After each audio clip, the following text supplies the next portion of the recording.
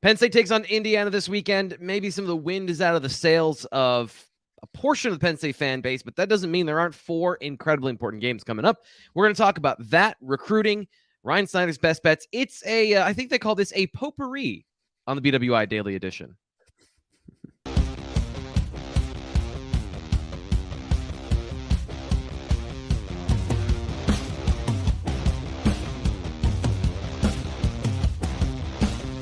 I don't know what it is, Ryan Snyder, but Fridays in the middle of the afternoon, apparently my internet reaches 0. So I apologize if there are any connection issues, if there's any lag issues today. But my computer, I guess, is feeling a little bit like me. I got my COVID booster yesterday, so I am lagging behind. Ryan, you got to bring the energy today for me, okay? I know the feeling. Last week was my week. Last Monday, Tuesday was miserable. So I will do my best with that. Best bets was good last week, so we're back in winning ways, which is good. Hopefully, we can keep that running. And there's some recruiting to talk about. Not a ton right now. We're just is it the away game? Is it the away game, or is it just November? Is this just a slow month? Yeah, it's a little bit of both. I mean, we do definitely see this in November where it's all right. You're 2/3 of the way through the season. You got to finish strong. I mean, there's a lot of focus there. And then you also have the kids obviously are focused on their playoffs. They really kind of shift their focus to that more and more. So this is always kind of a slow period. But then you also just have Penn State's classes like pretty much done. There's only a couple scholarships left. You got 2024 guys who, a lot of them are all fully in that let's take official visits mode. So, nothing really expected anytime soon. Is that kind of the difference here in this month? Sorry to cut you off. Is that kind of the difference? Is so 2024, you've got a little bit of ways to go to build kind of the board and really flesh that out with junior days coming up in the winter. So it's kind of the lull of low class size, and then 2024 is still a little bit off in the distance. With the occasional guy that pops up like we saw last year, maybe committing during the season, but that not the case for kind of the typical flow. I mean, Penn State's always been in this rhythm, right? Where their spring and their summers are massive. They pick up a ton of commits. They have more committed players than the vast majority of schools out there. And really, you can say that about all of the top schools, right? I mean, if you look at down the committed list out there, it's usually the top 15, 20 schools in the country that they fill up first, and everybody else kind of fills in after that. So it's part of that. There's definitely some of that to it. And then, like I said, you got playoffs out there. You got a bunch of 2024 guys who, I mean, there are a bunch of 2024 guys Penn State would take right now. But with so many other schools still evaluating film and then telling those 2024 players, hey, we really just want to see a couple more games. It gives those guys a reason to, dream about that Alabama offer or whatever it may be. And yeah, it's just naturally always a slow time of the year. It feels slower right now, I think, because normally in September, for example, like last year, we saw a couple commitments. We just saw a little more movement earlier in the season. And, now we're going on really August, September, October, now starting November, where, not really any commitments. Yes, we had Zion Tracy, but for the most part, it's just been really quiet. And it's still kind of going to remain that way. We can talk a little 2023 today and resetting the board and things like that. But the reality is that December official visits, I feel like, and maybe that Michigan State game, that's when things should really start picking up again. Although I do want to say that Maryland game next week, Maryland's a quality team. Like I'll be very curious to see that visitor list. We should start getting a good feel for that Tuesday or so, because I feel like that's they're a better team than Michigan State. You never know what the weather is going to be like the weekend after Thanksgiving, and not even guys travel the weekend after Thanksgiving. So I'll just be very curious to see what that Maryland list looks like next week. I expect Penn State to push hard and try and get as many guys as they can on campus. I also feel like that game should be 3:30. It's not announced yet, but when you look at what's left out there as far as the available time slots, ABC, FS1, and Fox all have a 3:30 slot available compared to just really the big noon is available. That's going to go to Michigan or Ohio State. So I'm ranting here, but it should be a 3:30 kick next week. This is all great information because I've got my nose about an inch from the page watching film and kind of hyper focused on internal things. So whenever anyone can give me information that is just outside of my blinders, I love that. And you and Greg are great with kick times and stuff like that. So I appreciate that. This time of year, I know we're going to get into 2023 in a second, but what are you working on given all that stuff we just said? And what is your job kind of detail when you get to these types of moments in recruiting? Mm-hmm. Because there's never a lack of things, but it's just what you're focusing on, I imagine. That's a good question. So I would say, we're still definitely getting reactions from the last 2 weeks. Obviously, and that'll go probably a little bit into early next week until we start building that list. Obviously I'm always in contact with coaches and people. Obviously, I trust people in Lash, things like that. But we're also at a point where the season is really, we're in the thick of it. Like we're coming really in the back third of it. So I just try not to overly bug, because I just know down the road I'm going to be doing that, right? So just trying not to just go all bored and be annoying, I guess you would say. So really, I think the main thing is just trying to figure out who's those next couple 2023 guys who are going to get an offer. That has a lot of my focus right now. Is a Kevin Haywood or Dominic Nichols, going to decide to end it randomly right now? No signs of that, but that kind of stuff, what's going to surprise me, I guess you would say is what you're trying to keep in the loop with, while also not being a nuisance when you're, this far in the season, things are getting, I was trying to say people are slowing down, but you know what I mean? Like, it's just, right. It's a lot, so the last thing you want to be is that annoying recruiting reporter, just annoying people at 9:00 at night when they're tapped out, if that makes sense. So I would really say just trying to figure out who those 2023 guys are, who's that next guy going to get an offer, and the Keyshawn Blackstocks, the Chris Johnsons, who we're all going to talk about here in a second, the Quintrell Travis, who they just offered, like where are those guys at, and the information we can get back from Penn State people, that's probably has most of my focus, as well as Sean's right now. So let's get into it. 2023 guys, there's only a few spots left. I know that there's a lot to happen before maybe even a commitment comes through, but what does it look like? Kind of give us the broad view of the off. Let's start with the offense. What's going on there? Still for the most part, running back, wide receiver, offensive line, obviously with Joey Schlaffer, Andrew Rapplier committed, tight end's a great spot. Jackson Smolleck's having a very good season. They feel good there. And even interior offensive line, of course, they feel good there. So it's really trying to get a tackle. Running back, we've talked about Chris Johnson and Kedrick Riscano recently. Kedrick Riscano just got a offer from Penn State the other week. Still feel like Ole Miss is probably the team there. There's really not a whole lot that's changed over the recent talks that Sean and I have had. I will say that there's been a little more talk recently about Christopher Johnson, December official visit. We were really watching for him to potentially come up here for the Ohio State game or the Minnesota game. Neither of those visits happened. Penn State's really now kind of seems to be aiming for early December if they can get that to work. One thing I will say is Chris Johnson, of course, he's a South Florida prospect. He is going to Miami this week. I can't remember if it's an official visit or unofficial, but I just feel like we should get some really good info out of where Miami's at after this weekend. That's going to be something that I will be bugging our guys down there who cover the Canes about really probably Monday, Tuesday, trying to get a better feel for that. At wide receiver, a lot of the same guys we've talked about. Edwin Joseph, of course, for Sharman Amadana. Devin Hyatt from IMG Academy, who just came up for the whiteout game. Isaiah Johnson, Virginia prospect. I'm not sure if he's a corner or a wide receiver. I think more of a wide receiver, but I think labeling as an athlete is probably the right way. He's from Thomas Jefferson in Richmond, 6'2", 175. I think more wide receiver, but I just don't want to totally overlook defensive back with him. I do believe Johnson is coming up next weekend for the Maryland game. That was his plan, at least. I need to check in with him. It's been about a week or so since we've done that, but I do expect him here next week. And he's a rising 2023 guy. Virginia Tech seems to be the favorite there, but North Carolina, Michigan State are a couple of schools to offer. I believe South Carolina is another one.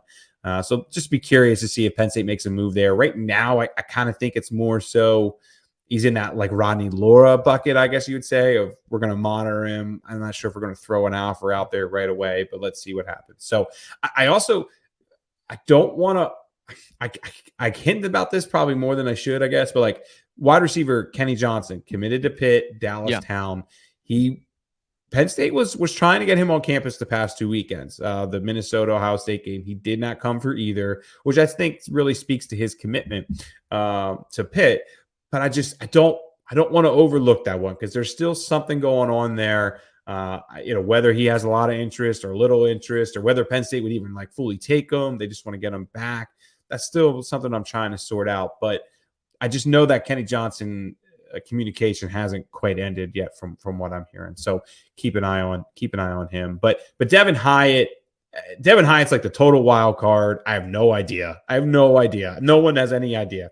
He was supposed to commit to South Carolina back in the summer. Guys just gone completely quiet since then. And then you have Edwin Joseph, who Sean and I have talked about regularly. As of what, 2-3, as of the bye week, when Penn State went down there to see him, or see his coaches, there was a lot of positive talk that Penn State is the school. Edwin Joseph wants to come to Penn State. That's coming off of his official visit, of course.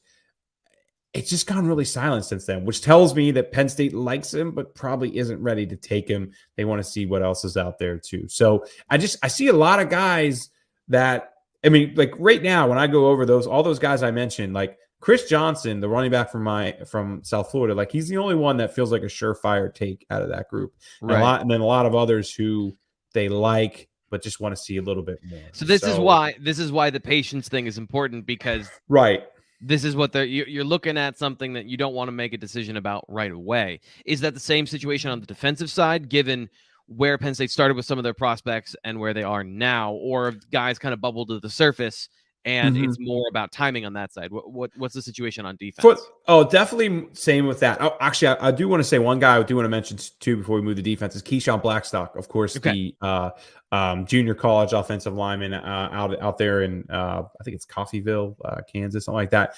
Just with him, there's a couple things I'm hearing. One, NIL is becoming a bigger factor in that recruitment. So how will that impact Penn State? We'll see. There's a lot of talk that Oregon is emerging there.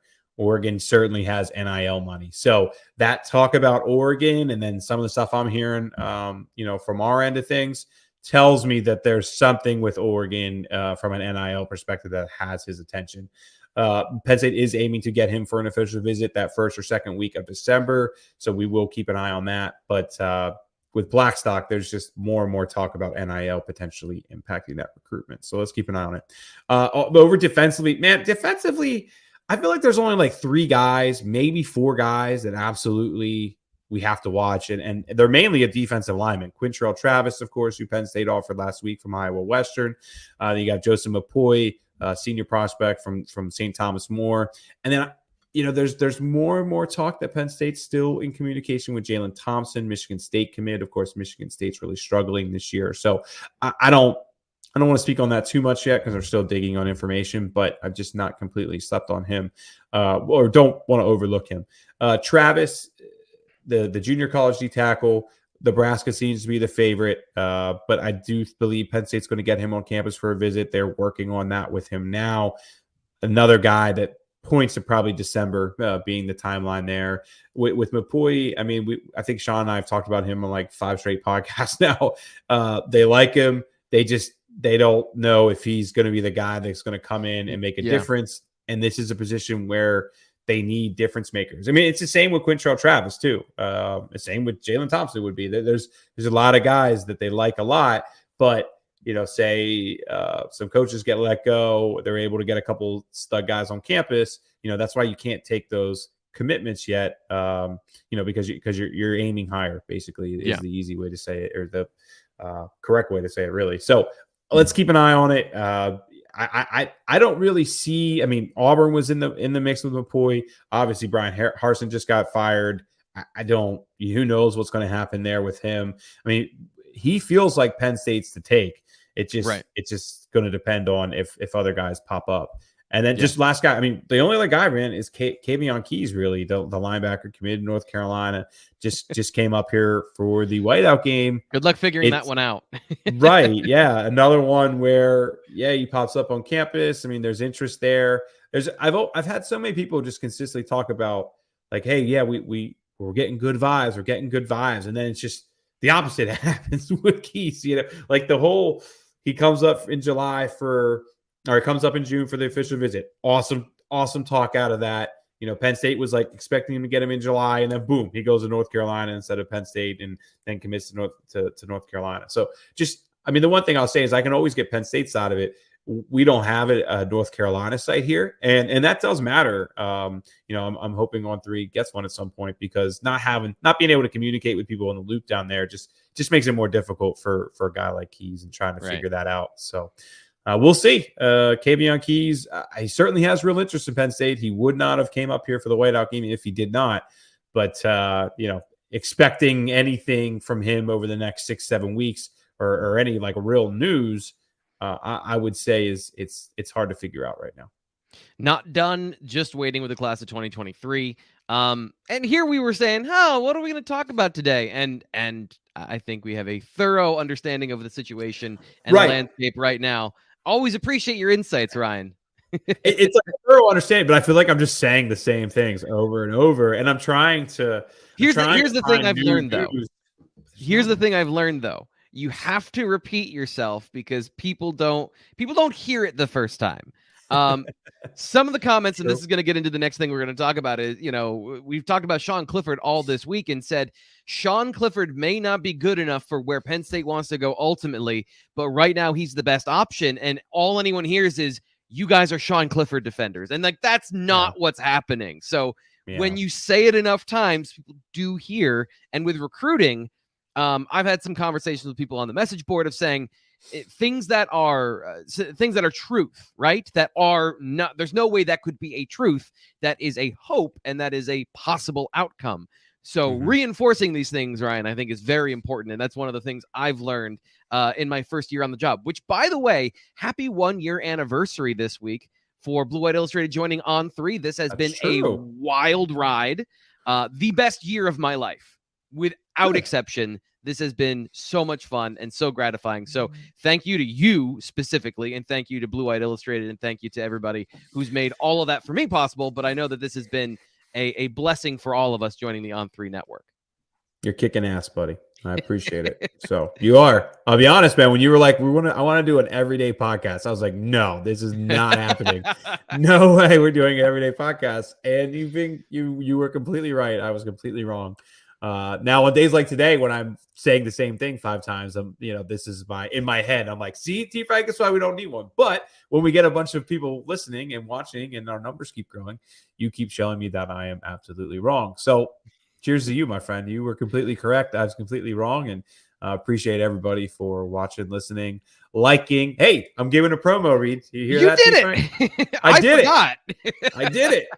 Read or please like, and please subscribe on the BWI end as well. So one of these days I'll figure it out. One of these days. You beat me to it today, so I'm going to take that as a win. Here's the thing, though. There's other things in the world, and the Phillies played last night. You are a huge Phillies fan.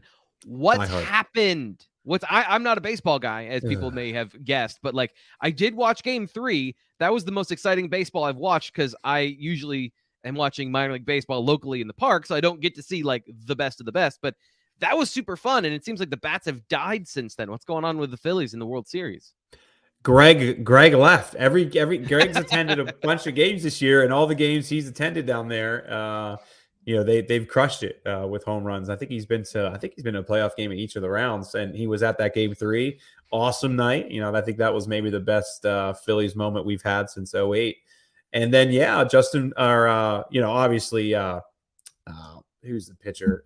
Christian Javier destroyed the Phils the other night. I mean, they got no hit, and now it just feels like they really let Verlander off the hook last night. He constantly allowed hits, a lot of runners on with 2 outs, and he just kept getting out of it. And that's how playoff baseball works often, but you got to make them pay, and they weren't able to make Verlander pay last night. So I'm worried, because Zach Wheeler, their star pitcher, of course, he's definitely not right now. He's facing some fatigue. Phillies gave him a couple extra nights of rest, but he's their Game 6 savior, and he's doesn't appear to be 100% right now. So, but hey, this is what's fun about it, man. If they can just somehow win this game, boom, Game 7 Saturday night. I'll be honest, or I guess Sunday night, excuse me. Don't expect anything from me Monday if the Phillies are playing Sunday night, because that's all I'm going to care about. Or at least I'll get up. Correction, I'll get something up Monday, but it's going to be like a late in the day, because we're going to have a late night Sunday. But I'm just hoping they can get there. But the fan in me is hoping that, but the realist in me thinks that the Phillies let one get away last night, and Game 6 is going to be hard for them to win in Houston. So we'll see. Well, I may be watching. I'm not. You will not be watching. Anything. There's going to be college football on Saturday night. There's going to be NFL on Sunday night. It's okay, and that's okay. Yeah. If the Phillies weren't in it, I probably wouldn't be watching it much either. I mean, baseball has become such a regionalized sport.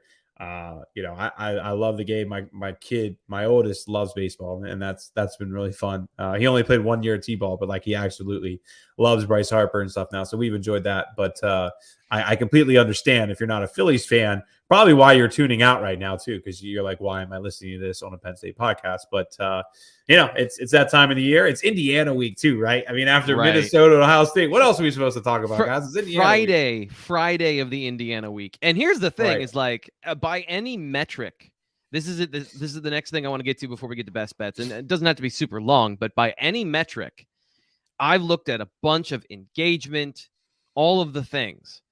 After the game to Ohio State, people's interest in this team took a nosedive from where it was all season, even in the bye week and leading into some of these games after the first loss. Yep. It has flatlined people's interest in this team. Has. But is that valid? And I understand the frustration with another possible 10-2 season. But you do have to get there, Ryan. And what's the value to you? I don't care if this is a recruiting perspective or just a perspective of, a large view of college football. What is the value of this final season to you?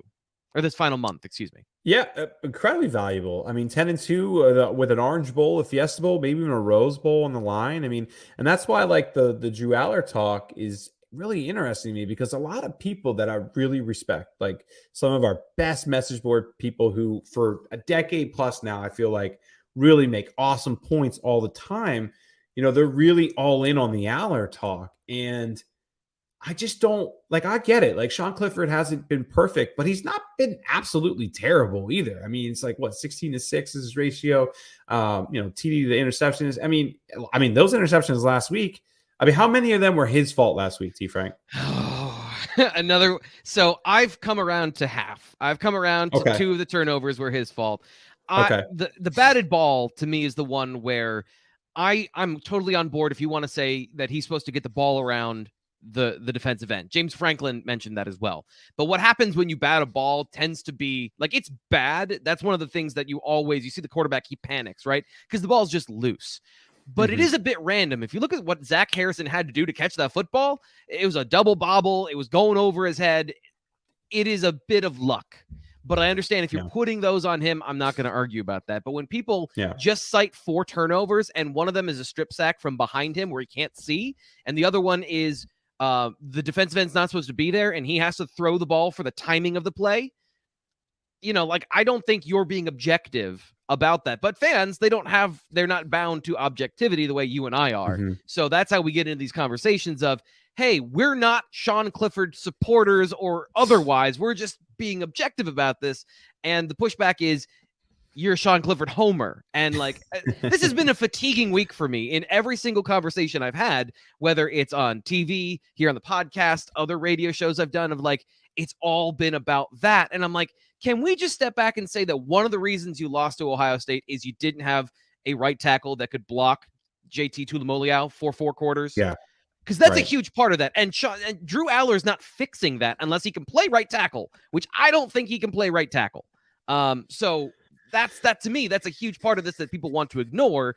And that goes back to the actual talent gap between the two teams, which opens up a whole nother frustrating, angry can of worms when it comes to, well, why aren't they on that level? And then we're into a different conversation that ultimately leads back to Sean Clifford in a circle of misery. I mean, it's a hard level to reach, man. There's only 3 or 4 teams that are, and I say it every year, and I know fans don't want to hear it. I mean, my thing is, I absolutely still believe Sean Clifford gives you the best opportunity to win 10 games this year. I do, and I know people are throwing stuff at their laptop now or whatever, their phone, listening. But I mean, I know Drew Allar and his family, I think, as well as anybody out there or anybody connected to anyone outside the football program or say media member wise. I think Drew has all the potential in the world.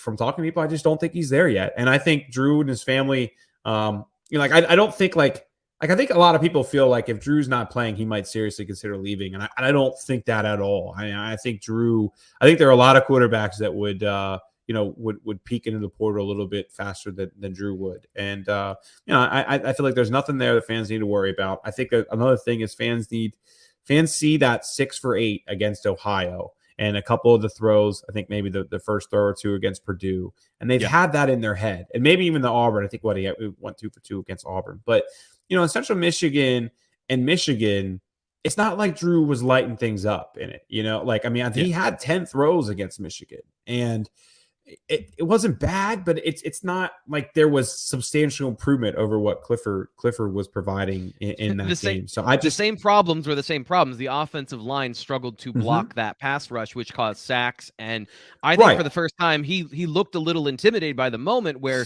his footwork and he didn't look confident. Like he had looked calm and confident. That Michigan game was the first time coming in the fourth quarter of a blowout where, everything's on him. I'm not saying that this is a negative. I'm just saying that this is a freshman coming into this situation. And I think that's a reasonable expectation. Right. So I trust if Franklin doesn't Franklin would play the guy if he really was the top guy. I think people just think there's so much loyalty to Clifford. I don't think that's really it. I mean, look at. There's so many examples over the years of freshmen beating out other players, and I understand quarterbacks different. I think a lot of this goes back to Will Levis too, and never giving Will a shot, and look at Will's become, and I think that's added to the pressure of fans just thinking this is all Sean Clifford. But Will Levis, it wasn't. First off, Will Levis isn't. I like Will Levis a lot, but I still don't think Will Levis is as great as people make him out to be right now. And Will Levis is still substantially improved compared to what he was here. Go ahead. Yep. No, I was just pulling up some supporting arguments to that. This season, he's come down to earth a little bit in terms of his production, and he's in the same ballpark as Sean Clifford. If you want to just look at passing yards, touchdowns, interceptions, he's got 13 touchdowns and 8 interceptions, including 3 against Tennessee. And again, he did not play well. 98 total yards as a passer in that game. Like, as bad as Sean Clifford has been at times, he has been better than, he hasn't bottomed out so far this season. And again, I'm not saying that Sean Clifford is better than Will Levis or that Will Levis might operate better in this offense now than he would, previously. I think this offense might actually work pretty well with Will Levis, but at the time of the decision, none of this presented itself. None of this was there. And a good opportunity with a good team made him into a good passer last year. But again, very overstated.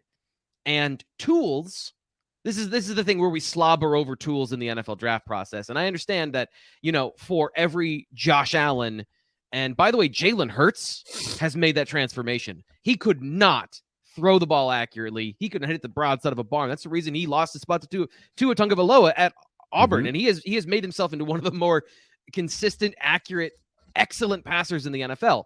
But those guys are exceptions to the rule. And Will Levis, his decision-making going aggressively downfield, there's a certain amount of, I don't trust that I don't know if you get that out of him. And these are the decisions that James Franklin had a hand in seeing in practice that we didn't see as much of.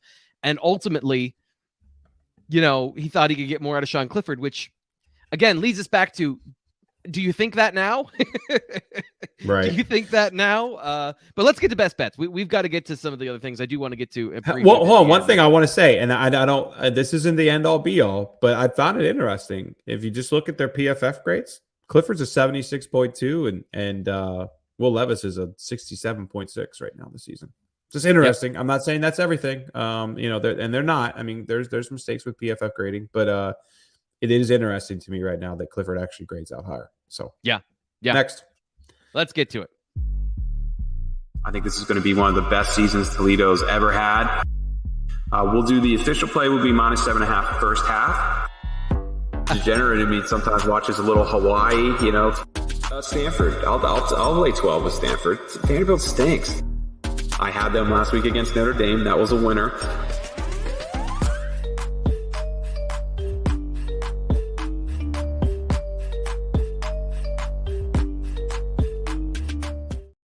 Mr. Snyder back in the win column. How did we do last week? Tell us all about your victories. Yeah, 4-2-1 last week. So much needed. We're pretty much back to 500, 17-18 on the year, 58-47 all time. So we're pretty much back to 500. Like I said, one game below. I added some plays last week. Remember, T-Frank, I had my plays and then I added them. I know you're trying to work right now, but I actually, if I just would have went with my 4 originals, we would have been 3-1. So my other 3 went 1, 1, and 1. So I guess that actually brought down the stats a little bit, but we'll take it. 4-2-1. I'm happy with it. And now we got to go on our run. This is what we did last year. Remember, November was when we got hot, and we padded those stats a little bit. So let's do it again. So here's what we got this week. Now that we figured out college football: Florida at Texas A&M, Texas at Kansas State, Oklahoma State at Kansas, Auburn at Mississippi State, and of course the game of the week, Penn State at Indiana, which we'll break down afterwards. So let's start Florida at Texas A&M. Talk about some overrated teams throughout the year so far. Where do you see this landing? Right. Yeah, I think Texas A&M is the more overrated team. So give me the points, excuse me, at plus 3.5. I just think A&M's dead. I took A&M last week against Ole Miss, and they had every opportunity to win that game, to start changing the way their season is, maybe push for a bowl game, and they just flat out laid down in the fourth quarter and let Ole Miss go away with that game. It showed me a lot. Ole Miss ran for 390 yards last week against A&M. You know where Florida ranks right now in rushing? They're 3rd in the whole country, averaging 5.9 yards per carry. So I love that stat. And by the way, A&M, this isn't like 390 against Ole Miss is not uncommon. They're 121st in the entire nation right now in rushing defense. I mean, there's a lot of analytical stats too. I mean, they allow incredible amount of explosive plays. Their defensive line is not getting any push at all. And now you're going to go up against one of the best rushing teams in the country. You add in Anthony Richardson, of course. He's like one of the most explosive players at quarterback. I believe Florida is top 5 in explosive plays right now, rushing too. So just a lot of stats right now pointing in Florida's direction. And then when you look at what's ahead too, Florida still has a good bit to play for. They have games against South Carolina, Vanderbilt, and of course their season ender against Florida State. They can realistically get to 8-4, and which would be a good season. Under the new head coach, Billy Napier, of course. So I like that. And it really kind of starts this week. And then when you look at A&M, they still got Auburn left. They got LSU left. I don't see, like, if they win this game, like, they're not building towards anything, it's right. Just this season is already a bust. I don't see any reason for them to be excited for this game. And then, like I said, Florida just, they lost last week to Georgia, but I mean, they did even fight Georgia a little bit. Actually, that was the game we pushed last week, losing by 22, but there were times in that game where Florida showed some real fight. So anyway, give me the Gators plus 3.5. They're on the road. But this is a noon kick, so I don't expect any crazy crowds. And just when I look at the motivation between the two teams, I think Florida's in a better spot right now. Texas at Kansas State. Texas getting 2.5 points on the road. So the slight favorite here. What do you think about this game? Yeah, I'm going to take another road team with this one. Give me Texas. Kansas State's coming off a massive win last week against Oklahoma State, which is keeping this spread down. I mean, to me, this spread should be probably closer to 4. I think Texas. Look, if Quinn Ewers does not go down against Alabama, they don't end up losing to Texas Tech, and they blew that game against Oklahoma State last week, and that's on Quinn was part of that game, but who knows if Quinn Ewers stays in that game, maybe they end up beating Alabama. Like my point here is just I think Texas may be the best team in the Big 12, definitely from a talent perspective. They may not win the Big 12 this year, but I think they're a really good team who 1 or 2 bounces the other way would potentially be a playoff team this year. So I think Kansas State had their big win last week. Oh, by the way, Adrian Martinez is out. They're potentially out. Their quarterback, and then also linebacker Daniel Green is potentially out for Kansas State as well. Go ahead. What, Adrian Martinez is still playing football. Right. Like, just blows my mind. Yeah, I know. Yeah. But their best linebacker may be out as well. Of course, they're going against Bijan Robinson, one of the best running backs in college football. So I look at the two spots here, and Kansas State coming off the win they had last week, and Texas still has a lot to play for. Texas can still make the Big 12 championship. Give me the Longhorns is -2.5. Oklahoma State pick 'em at Kansas. So what do we got on this matchup? Yeah, this is pretty much, -110, -110. Pick your team here. I'm gonna go with Kansas here, and this is really one of the few. After all season fading them, you faded them to start the season for like 4 straight weeks, wasn't that? Right, but I've been also fading Oklahoma State all year. Oh, sorry, I'm yelling into my mic all the time right now. But Oklahoma State's the other one that I've been fading all year. So, look, this is another one where look at the schedules, look at what's ahead. There's a couple things to look at here. One, Oklahoma State has 8 starters potentially out for this game. So even if 1 or 2 of them play, they're going to be missing at least 5, 6 starters in this game. So that's a massive thing, including quarterback Spencer Sanders. That's massive. Their defense has already been pretty bad this year. Now they're missing I think they're missing both their top running backs. I think 2 wide receivers, 2 of their 4 top wide receivers, and Spencer Sanders supposed to be out. So their offense is taking a massive hit here. Their defense has been trash all year. Jalen Daniels, Kansas quarterback, potentially back for this one. Even without him, though, Bean's been fine. So and then when I look ahead, like, this is Kansas's best opportunity to get a win and get to a bowl game. And that means something for this team after all those years of nothing, after all those years of 2 1-win seasons. To get a bowl game means a lot. They still have to play Texas Tech, and Kansas State. And Kansas State, Texas Tech are on the road. Texas is at home. So, they have a tricky 3 games remaining here. I think with all the injuries at Oklahoma State, this is their opportunity to get that 6th win. Also, by the way, Oklahoma State beat Kansas 55-3 last year. So I know that doesn't really support what I'm arguing here, but I also that's an ass whooping. And they're going to want to redeem that. They're going to want to get back at that. So with all the injuries, Oklahoma State's poor defense, Jalen Daniels potentially back for Kansas, I'll go with the Jayhawks here. Rock chalk, baby. And, both these teams I've been fading all year, so I'll probably end up losing it. But who knows? Let's see. Let's go Auburn at Mississippi State. Auburn, this is a big spread. What are you thinking here? You know what I'm taking here. Give me Auburn, baby. Let's go War Eagle. So I'll always, doesn't matter what the sport is, if a coach gets fired, I'm betting that team the next game. It's pretty much NBA, college basketball, NFL. I don't care what it is. Like, I'm usually on that team the following week. A couple things here, though. One thing, Mississippi State really has struggled off of bye weeks over the years. It kind of makes sense, too. They're a rhythm offense, right? Quick, short passes, fast-paced. They've struggled. I was reading a stat the other day. Mike Leach is the least profitable coach out of all the coaches right now when it comes off of bye weeks. Like, his team loses, whether they're favored or against the spread. He's the least profitable coach in the country right now, coming off a bye week. So that's interesting to me. I think that just speaks for the offense. It doesn't matter what school he's at, whether Washington State back in the day, Texas Tech. His teams always struggle coming off a bye week. So I like that. One other thing too. What does Mississippi State do well? They can pass the ball. What do they not do well? They don't run the ball. Well, that lines up perfectly with Auburn's strengths and weaknesses as well. They cannot stop the run, which we saw against Penn State, of course. And then they actually have been pretty good against the pass. So I think from that matchup, it stands up pretty well. And then, I think this spread should be closer to 9 or 10. I think 13 is a little too high. Give me the Tigers, baby. War Eagle. Let's go. It is such a matchup specific thing with any Mike Leach offense, because it's talk about a system. That thing is just formula. It's all formula. And you can, if you're paying attention, you can beat it with math. And that's not entirely true. Like, players can make plays, but at a certain point, if you just run certain coverages, you're going to frustrate that offense. I can't beat anything with math. So anyway, let's get to our game of the week. Penn State getting 13 points on the road at Indiana.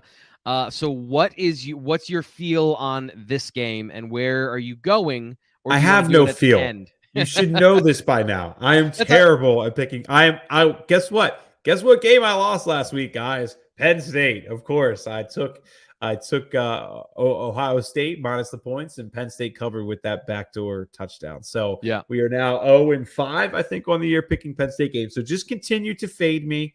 There's part of me that wants to just pick the other team from here on out, right? And I'll either be the guy that Penn State fans fade and get a win for, or I'll win 1 or 2. So I don't know what to do here. I mean, definitely my pick is Penn State in this one. Now, but there's weather that really concerns me here. We're looking at 18-mile-an-hour winds, 70-80% chance of rain. Also, is this a potential letdown spot for Penn State? I mean, there's a lot of reasons to think that this would be one of those games where they have a crappy first quarter and they don't get things going till the second quarter. But then I also just look at Indiana's offense, which is terrible. So bad. So bad. Yeah, I mean, I'm just going to I'll throw out a couple stats here. How do we say the quarterback's last name? I've been saying Connor Basilick. Okay. He's just terrible, guys. I mean, I don't know what else to say. He's got 14 turnover-worthy throws on the year compared to just 9 big-time throws.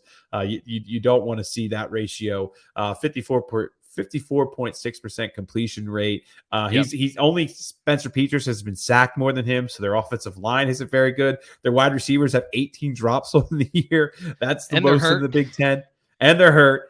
I mean, I'll throw it to you, T-Frank. You've been doing this way more than I have as far as evaluating. I think Indiana stinks. By the way, just one last thing. Indiana rushing the ball, they rank 128th in the country. So you got all 4 levels there. Their offense is not good. But hey, man, I'll throw it to you. You know better than me, but I think Penn State should cover this. They should. So this is a game that I'm with you. I would stay away from for a bunch of different reasons. The weather is one of those things, and then Penn State's offensive line. The situation there, like if I had any clarity about Olaf Fashanu, Caden Wallace, I don't think Allou's going to play. Sorry to cut you off. I don't think Allou's going to play. I'll say that right now. I don't think he plays. So that's a huge problem. And India. So, but this is the quandary, right? So you have a wild card there. And who's going to be the guy? Are they going to kick Bryce Effner over? I don't think that's going to be the case. They'll probably want to keep everyone where they are. Is Salim Wormley going to be playing healthy in this game? If he plays, I am convinced he has not been healthy for at least 2 weeks. And then is it Drew Shelton? Is it Jimmy Christ? Who's at left tackle?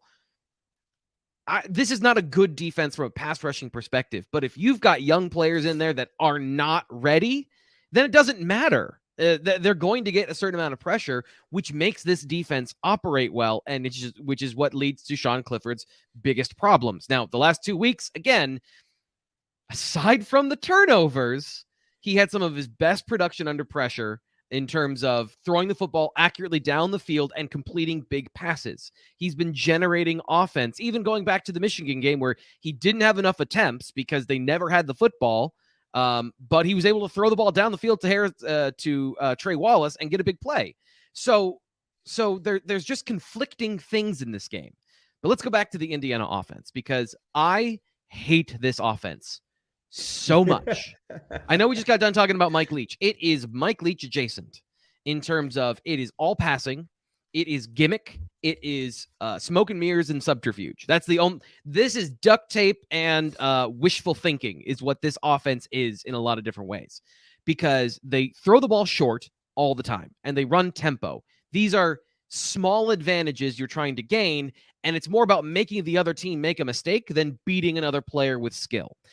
And let me just say, that is what Indiana needs to do. And I don't begrudge them for doing it, but I hate watching it so very much, because you'd think throwing the football, and Connor Basilick has thrown the ball down the field more than any other quarterback, tied for the most of the Big Ten with 43. He's completing 25% of those passes. His average yards per pass on throws down the field 20 yards is 8.7. So just the math there of it's not 1 for 1. Like, he's not getting 20 yards per pass. He's not getting 17. He's getting 8 yards every time he throws the ball down the football field, meaning most of them are dead. Most of them are dead. And there's so many dead plays because of the problems that you accurately described. And we talked to Zach Osterman this week on the BWI Daily Edition, giving us the inside look at some of the things that are going there. Maybe a quarterback change, maybe some changes along the offensive line to give that some juice. That is pure speculation at this point. But when I went back and watched the film, it does make sense. They need a running threat at quarterback because half of their plays are what's called inverted, where the running back is not the primary ball carrier. The blocking is set up for the quarterback. And that's not Connor's skill necessarily. Mm-hmm. Like, it's a little bit Lamar Jackson. Think of like, that's kind of the style that they're doing up front, paired with traditional basic inside-outside zone. What they're trying to do is spread you out, create fissures, and then break a tackle through minimal contact. Again, it's a trick. It's not we can block and we can run. The running backs are actually good, but you wouldn't know that because the running game is so bad. And without any receivers, it's not all on the quarterback. They don't have a deep threat. So they're just suffocated. Everything's short. Everything is man coverage. They love to run pick plays, but they don't always work because the athletes doing them are not going to break a tackle and go for a big gain. So Penn State has to pay attention in this game. They can't come out flat or fall asleep. To me, unless there's a change fundamentally in this offense, it's dead in the water playing Manny Diaz and what he's able to do with, especially zone running, which is the bulk of what they do. That has been the one thing they've hung their hat on defensively in a run scheme, is just shutting that down, and it's not even a question. Mm-hmm. A one-dimensional offense like this, and the one dimension is short. It's not necessarily run or pass. It's just anything under 10 yards. I don't see how Penn State, I'm thinking if the offense can put up and sustain some drives, this could be a shutout. This could be we're talking 10 points maximum. From what I've seen on film. Now, if Penn State comes out and plays poorly, anything's possible. So that's kind of the offensive side. I don't see a path to points for them if they just stand pat coming out of the bye week. Defensively, going back to the offensive line, I have no clue. So what they do is they create confusion with some pretty fun coverages to watch on film. But if they don't get a pass rush and they blitz a lot, they're set up to stop the run. Big physical defensive ends, not necessarily pass rushers. Big body defensive tackles, but they don't sustain that throughout their depth. Cam Jones is hurt. Aaron Casey's good, but he's one player. So are they going to stop Penn State? They're a really good run defense from being in position, not making mistakes, but they get out-athleted a lot. So Nick Singleton has to out-athlete somebody this weekend.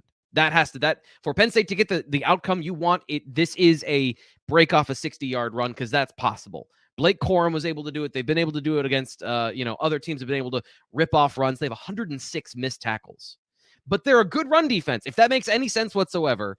106 missed tackles, but they're a good run defense. Sorry, go on. I apologize. No, but this is what's frustrating. It's what's making this such a hard read for me. Is I watch their defensive tackles. They're in their gaps. They make it hard on you. You can't get to the linebackers all the time. The linebackers flow really well. So inside zone, to me, that's going to be a problem. Outside zone, they defend that really well. Gap and counter schemes, the linebackers flow well. So this comes down to me. If you've got a young offensive line that is not playing well, it's on Clifford again. And I am beginning to trust that a little bit more, especially in this particular situation the last 2 weeks. But I don't trust it. I trust it more. Right. I don't trust it. So the skill players for Penn State, again, it's another week. The skill players have to play well. Parker Washington breaks tackles. Bretton Strange, the tight ends, all that stuff. Penn State has the talent and depth advantage, but I just don't know enough about the depth at certain key positions to say that this is going to be 45-10, because that's where I want to go. That's where I want to be, but it's somewhere between 45 and 24, given the offensive line and the weather conditions. So that's, to me, that's the margin there. And I still think that they can cover, but it's going to be a game time decision about the offensive line. Yeah. No, I wrote earlier in the week, I thought it would be a little bit bigger than that, but reading up on the weather more, seeing Noah Liu at practice and things like that, I'm right there with you. I mean, I think if Penn State gets to 24, they'll safely win this game. But I do wonder with that offensive line. I mean, isn't Tangwall going to be back? I'm not expecting him back the rest of the season. For me, I'm not expecting that based on the context clues I have. Now, I could be wrong about that, but we haven't seen him in practice. He left the game in a pregame warm-up injury. That's not a common thing when you're just going barely thud at that point. So that's something that I think has been, that to me, that informs his play this season, of why I was a little bit disappointed in him. And I even said before he was out, is there something wrong with him? Because he doesn't have the same power and strength that he did last year. And then he just mysteriously disappears. So those clues, I don't think he's coming back, which means you're down to Norzad and Wormley at guard, and Effner and question mark at tackle.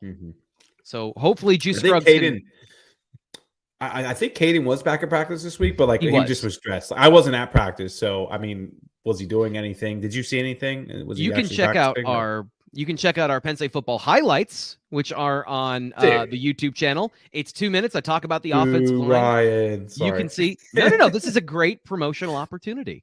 You can see what he did at practice that we saw. So he was participating, but I don't know that I would call it participation of the most extreme extent, you know? So it's somewhere between not participating and full participation from what I observed. But that doesn't mean anything because we get kicked out. We were watching a lot of special teams practice, you know, like we were watching special teams for half of the practice with the offensive line. Yeah, which is why I do not drive up there anymore for practice. I'm not that ever since I moved down here. Obviously, you guys are all up there, but if we saw a little bit more, I'd be interested. So, okay.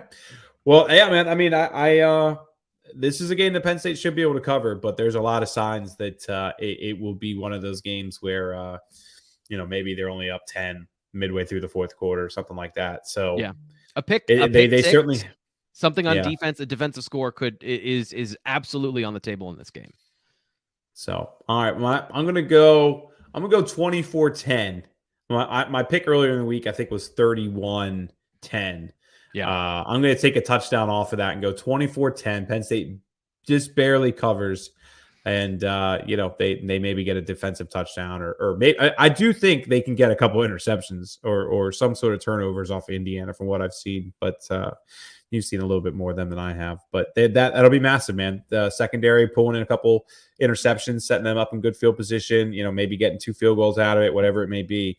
I do think it'll be important in this one. So, offensive line, man. And it goes back to the Allar thing, too. Like, with 3 offensive linemen and, Salim Worley maybe banged up too, but still playing. Do you really want to bring Allar in that situation right now when, 4 of your 5 starters seem to be either banged up so they're out or banged up to the point where they're not playing at 100%? Yeah. I don't know if that's a good situation for him. So we will find out together on that one. And a great place to go, by the way, is BlueWhiteIllustrated.com. Be on the Lions Den message forum. You get the exclusive pregame insight from our guys on the ground. They'll be telling you who's in street clothes, who's warming up, who's not warming up, what condition, who's in a sling, who is in a boot, who is in a hat. They'll tell you all of that stuff coming up this weekend. And I just found this out yesterday. Sean Fitz is going to be joining me on the postgame show. I thought he was going to the game, but he's staying back. So he'll be with me breaking down everything, taking your questions postgame on the BWI Live postgame show coming up directly after Penn State and Indiana. Tune in and give us your thoughts. We will take them however they are. Despite the fact that I think something different than you doesn't mean that I won't listen. I try to be an open-minded person, so we'll be taking your questions and thoughts on the BWI Live postgame show coming after the game. Ryan, thanks for being on today, and I had a good time. I feel like I just got the juice to get me through this. Like the energy. I was going to say. You were great. You perked up. It's my wife's birthday weekend, so I got to go out and celebrate and bring the juice now and be a good husband and dad all weekend. So I'm going to go maybe a little bit of gin and juice, too. Oh, definitely some gin and juice. We'll talk to you tomorrow.